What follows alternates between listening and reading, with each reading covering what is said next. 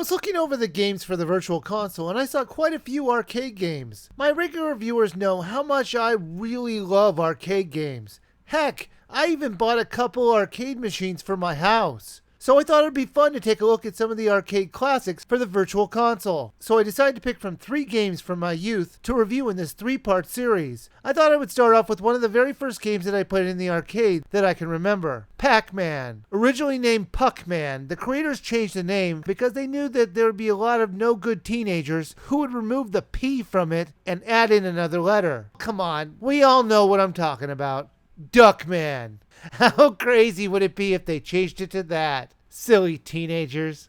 There is no official storyline for this game, but that never stopped me before. So here's one I made up. Pac-Man was doing his daily grind of his job in the maze mines, collecting power pellets, when all of a sudden ghosts started to attack him. Now he has to escape the ghosts while still doing his job so he won't get fired. Or maybe he's just dreaming this whole thing. Like I said, there is no storyline for this game, so you can come up with pretty much anything you want. It's a very simple game to play. You move your character around a map, eating dots while avoiding the ghosts. The ghosts are normally invincible, which makes sense since they're ghosts. Now there is one time when they're vulnerable, and that's when you eat the larger pellets. It'll make Pac-Man invincible for a very limited amount of time, and you use that time to collect pellets without the ghosts attacking him. Or you can eat the ghosts themselves, only leaving their eyes. Ew! Your character needs to eat every pellet in the maze in order to get to the next level. When you do, nothing physically changes to the maze. Only the ghosts get a little faster, and the time for the power pellets making you invincible gets shorter and shorter. I wish they had made more than one maze map. It can make the game very monotonous over time. Ms. Pac-Man changed this, but funny enough, it was never planned to be a sequel to this game, even though it ended up surpassing Pac-Man in popularity.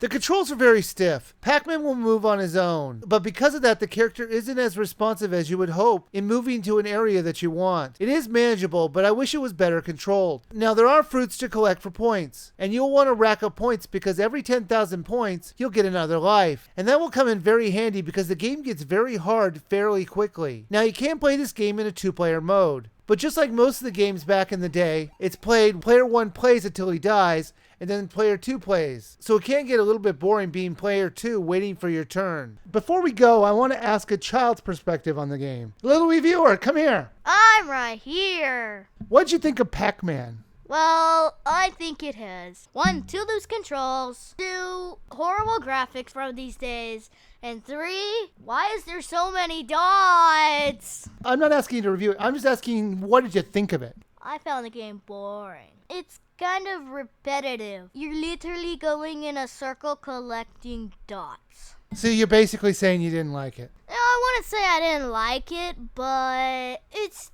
too simple. Well, thank you for your perspective, little Wiiviewer. Pac-Man was a fun trip down memory lane. It was fun to play for short periods at a time. However, its replayability is hampered by the game only using one map to play on, and the repetitiveness of the gameplay itself.